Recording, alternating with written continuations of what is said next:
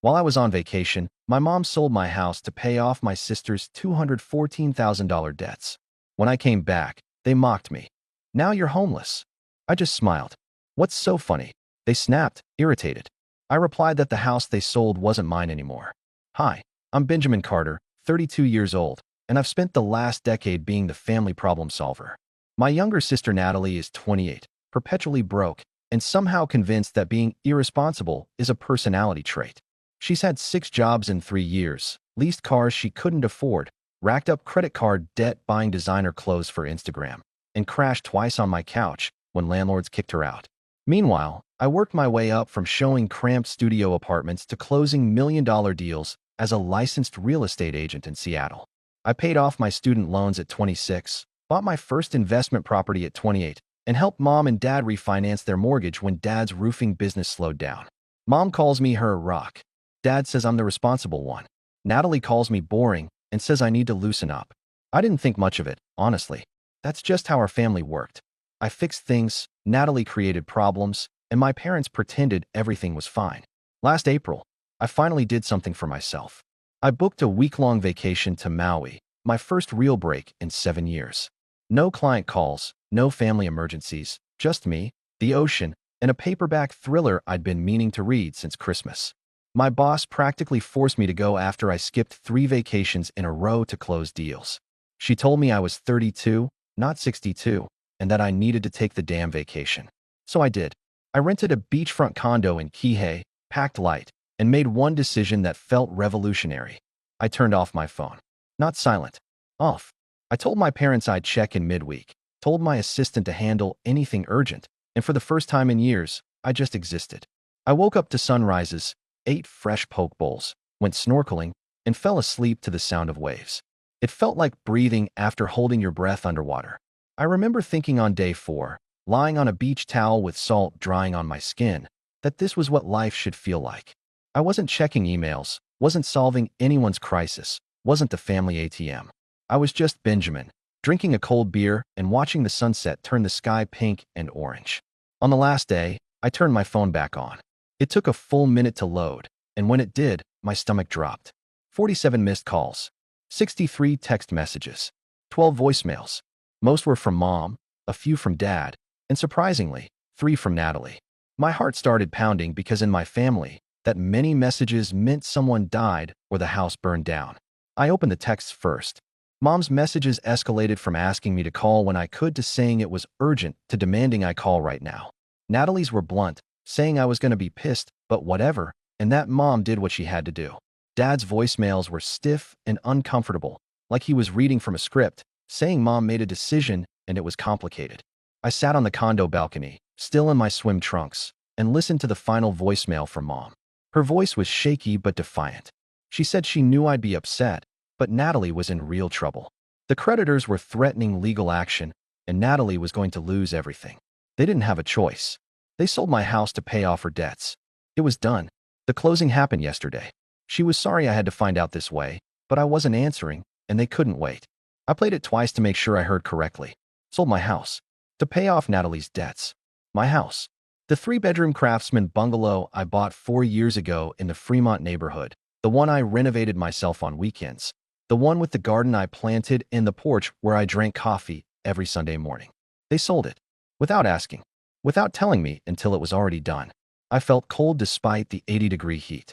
My hands were shaking, not from anger yet, but from sheer disbelief. I called mom back immediately. She answered on the first ring, relief flooding her voice, saying thank God, and that she was so worried. I interrupted her and asked what the hell she was talking about, that she sold my house. She sighed like I was being difficult and explained that Natalie owed $214,000 from credit cards, personal loans, and that car lease she defaulted on. They were going to sue her, garnish her wages, ruin her credit forever. They had to help. I repeated that she sold my house, louder this time, asking how that was even possible since it wasn't hers to sell. Mom hesitated, and I heard Dad murmuring something in the background. Then she explained that I'd given her power of attorney last year when I was closing that deal in California, and technically, the deed had both our names from when she co-signed my original mortgage. My blood went cold. She was right. When I bought the house at 28, I was still building credit, so Mom co-signed as a favor. I'd been meaning to refinance and remove her name once my credit improved, but I got busy, and it slipped through the cracks. And yes, I'd given her limited power of attorney last year when I was stuck in LA for a 3-week closing and needed someone to sign paperwork on a rental property I was buying. I never imagined she'd use it like this. I tried to stay calm and told her that power of attorney was for one specific transaction, and that co-signing didn't give her the right to sell my house without my consent. That was fraud. That was illegal. Mom snapped back, her tone shifting from apologetic to defensive, telling me not to be dramatic. They did what they had to do to save my sister. I'd always been the strong one. I'd bounce back. Natalie wouldn't survive this. I couldn't believe what I was hearing. I asked if I was supposed to lose my home because Natalie couldn't stop buying $1,000 handbags. Mom said coldly that it was done. The buyer already moved in.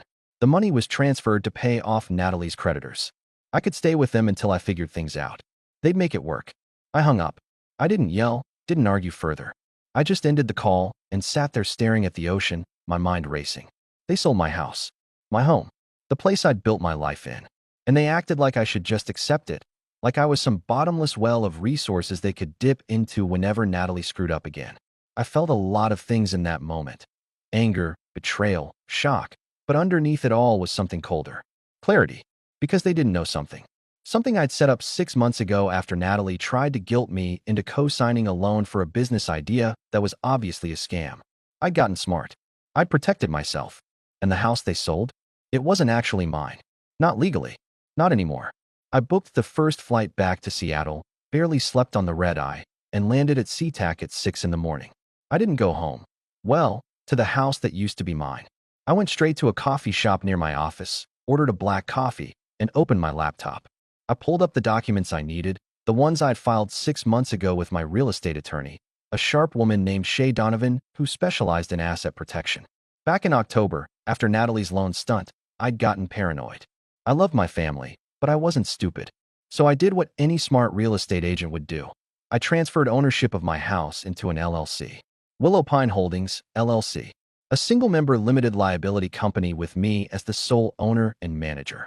The property deed was no longer in my name or my mom's. It was owned by the LLC, which meant Mom's co-signature on the old mortgage was irrelevant, and her power of attorney meant absolutely nothing. She couldn't sell what she didn't legally own. I sat there in that coffee shop, staring at the LLC documents, and I felt something I hadn't felt in years: control. They thought they'd back me into a corner, thought I'd just roll over and accept being homeless because family comes first. But they were wrong. Dead wrong. I took a long sip of coffee, closed my laptop, and smiled. Not a happy smile. A cold, calculated one. Because I wasn't going to yell or beg or guilt trip them. I was going to do something much worse. I was going to let them think they'd won. And then I was going to show them exactly what happens when you steal from someone who actually knows the law. I drove to the house around noon. My house. Or rather, the house they thought they'd sold. It was a sunny Saturday, and as I pulled up to the curb, I saw 3 people standing on the front porch: Mom, Natalie, and a middle-aged guy in khakis and a polo shirt holding a folder. The new owner, I assumed. Mom looked nervous when she saw my car, but Natalie had this smug little smirk on her face like she'd just won the lottery. I parked, got out, and walked up the driveway slowly, keeping my expression neutral. Mom stepped forward with her hands clasped, saying she didn't expect me back so soon. I told her that finding out your family sold your house tends to ruin a vacation. The guy in khakis looked uncomfortable and introduced himself as Derek Chun, explaining he bought this property 3 days ago. The sale was finalized, and he had the signed deed. He held up the folder like it was a shield. I glanced at it, then back at Mom, asking if she'd signed the deed. She said defensively that she had power of attorney and was on the original mortgage, so it was legal. Their lawyer confirmed it. I raised an eyebrow and asked if she meant the guy Dad uses for his business contracts, the one who does commercial roofing disputes. Mom's face flushed, and she admitted he'd said it was fine. Natalie crossed her arms and leaned against the porch railing, telling me to stop being so dramatic. I'd get another house. I was a real estate agent, for crying out loud. Meanwhile, she was drowning in debt, and Mom saved her life. I should show some gratitude. I stared at her for a long moment. I could see Dad's roofing truck parked down the street, meaning he was probably hiding inside the house, too scared to face me. Classic. I asked Natalie slowly if she wanted me to be grateful that she racked up $214,000 in debt buying crap she didn't need. and Mom decided the solution was to steal my house. Mom snapped that they didn't steal it. They sold it legally to pay off my sister's debts. I would have done the same thing if I wasn't so selfish. Derek Chin cleared his throat, saying he didn't want to get in the middle of a family thing, but he paid $380,000 for this house. The sale was done. He had the deed, the title, everything. He was sorry if there was confusion, but legally, this was his property now. I finally looked at him, and I almost felt bad for the guy. Almost. I asked if he'd hired a title company to process this sale. He said of course he had. He wasn't an idiot. He used First National Title. They did the full title search, confirmed ownership, everything checked out. I asked him who they said owned the property. Derek hesitated, glancing at Mom, then explained the deed showed Benjamin Carter and Linda Carter as co-owners. Linda signed on my behalf using power of attorney. It was all verified. I nodded slowly, then pulled out my phone and told him that deed, the one showing me and my mom as co-owners, was 4 years old. It was outdated.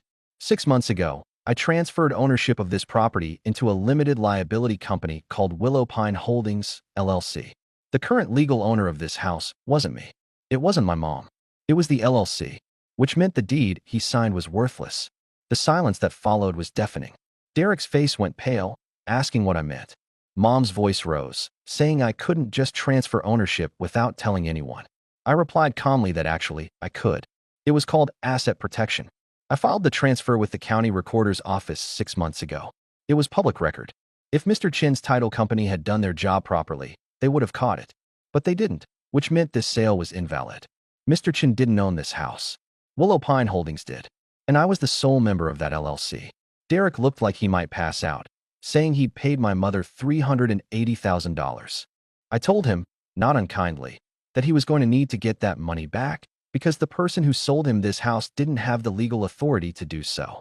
I suggested he contact his title company immediately and start the process of unwinding this sale. He might also want to talk to a lawyer. Natalie's smug expression had completely disappeared. She asked if this meant the sale didn't count. I said nope, popping the P for emphasis. It didn't count. Because you can't sell what you don't own. Mom's face turned red, calling this ridiculous and asking if I was going to let my sister lose everything over a technicality.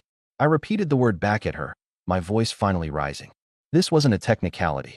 She committed fraud. She sold property she didn't own using power of attorney she didn't have the right to use. If Mr. Chin wanted to, he could sue her for every penny he gave her. And he'd win. Derek Chun was already on his phone, frantically dialing, saying he needed to speak to his lawyer now. He walked off toward his car, shouting into his phone about title insurance and legal action. Natalie looked at Mom, panic creeping into her voice, asking what this meant. If the sale didn't count, did she have to pay the money back? Mom didn't answer. She just stared at me like I'd betrayed her, saying I couldn't do this. Natalie would be sued. She'd lose everything. I said coldly that she already lost everything. That's why we were in this mess. And now they dragged an innocent buyer into their scheme, and they'd committed fraud. Congratulations. Natalie shouted that this was my fault. If I'd just helped her in the first place, none of this would have happened. I laughed. Actually laughed. I told Natalie I'd been helping her my entire adult life. I co-signed her first apartment lease. I paid her car insurance when she was unemployed. I lent her $5,000 for that business idea she never paid back. I'd been her safety net for a decade, and this was how she repaid me, by letting Mom sell my house. Natalie yelled that they didn't think I'd care this much. It was just a house. I roared back that it was my house, and both of them flinched. I took a breath, forced myself to calm down, and told them what was going to happen. I was going to contact my attorney. She was going to send them both a cease and desist letter. If they tried to contest the LLC transfer, if they tried to claim any ownership of this property, I would bury them in legal fees. And Mr. Chun was going to sue them for fraud, and he was going to win, because they sold him property they didn't own. So whatever money they used to pay off Natalie's debts, they better hope they could get it back, because they were going to need it. Mom's eyes filled with tears, saying we were family. I said quietly that family doesn't steal from each other. And they weren't sorry they did it. They were sorry they got caught. I turned and walked back to my car. Behind me, I heard Natalie shouting something, and Mom was crying, but I didn't stop. I didn't look back. I got in my car, started the engine, and drove away. My hands were shaking, my heart was pounding, but underneath all of it, I felt something I hadn't felt in years. Free. I went straight to Shay Donovan's office. She was in on a Saturday because real estate attorneys in Seattle don't really get weekends off. I laid out everything. Mom's fraudulent sale, Derek Chin's invalid deed, Natalie's debts, all of it. Shay listened, made notes, and when I finished, she leaned back in her chair and smiled. She said this was the cleanest case of attempted title fraud she'd ever seen. My mom didn't have a leg to stand on. The LLC transfer was rock solid. We'd file a quiet title action to officially confirm Willow Pine Holdings as the rightful owner, send a demand letter to my mother and the buyer, and within 30 days, this whole mess would be resolved. I asked what would happen to the buyer. Shay explained he'd get his money back through title insurance. That's what title insurance was for, situations exactly like this. He'd be made whole, and his insurance company would go after my mom to recover the funds. She was the one who was going to be on the hook. I nodded slowly and said good. Shay's tone softened, and she asked if I was okay. This was my family, after all. That had to be hard. I thought about it for a moment, then shook my head. I told her I thought it would be, but honestly, I felt lighter than I had in years. Over the next 2 weeks, everything unfolded exactly as Shay predicted. Derek Chin's title insurance company confirmed the sale was invalid and refunded his $380,000. They then filed a claim against Mom to recover the funds. But since she'd already transferred the money to Natalie's creditors, she didn't have it. The insurance company threatened legal action, and Dad had to take out a second mortgage on their house to pay it back. Natalie's creditors, meanwhile, were informed that the payments were being reversed and her debts were reinstated. She was right back where she started, except now she'd burned every bridge with me. Mom called me 17 times in those 2 weeks. I didn't answer. Natalie sent texts ranging from apologetic to furious. I blocked her number. Dad finally showed up at my office, looking exhausted and ashamed. He said quietly that my mother was a wreck and she didn't mean for it to go this way. I said flatly that she meant to steal my house. The only thing she didn't mean was to get caught. Dad asked if we could work this out, saying we were family. I looked at him for a long moment. This man who taught me how to throw a baseball and change a tire, and I felt nothing. No anger, no love, just indifference. I told him he stood by and let her do it. He didn't call me, didn't warn me, didn't stop her. He was just as guilty. He left without another word. And that was it. The legal battle was over. The house was officially, irrevocably mine again. And my family. They were strangers now. You'd think that would be the end of it. But with my family, nothing is ever that simple. Over the next month, the calls kept coming. Not from Mom or Natalie. They'd finally gotten the message, but from aunts, uncles, cousins, people I barely talked to suddenly very concerned about family unity. My Aunt Carol called me at work one afternoon, her voice dripping with passive-aggressive sympathy, saying my mother was devastated and only wanted to help Natalie. Didn't I think I was being a little harsh? I told her Mom committed fraud, and if I'd done that to a client, I'd lose my license and go to jail. Carol insisted that family forgives. I said family also doesn't steal from each other, and hung up. My Uncle Ron tried the guilt trip approach, saying Dad's health wasn't great and all this stress. Did I want that on my conscience? I didn't even respond to that one.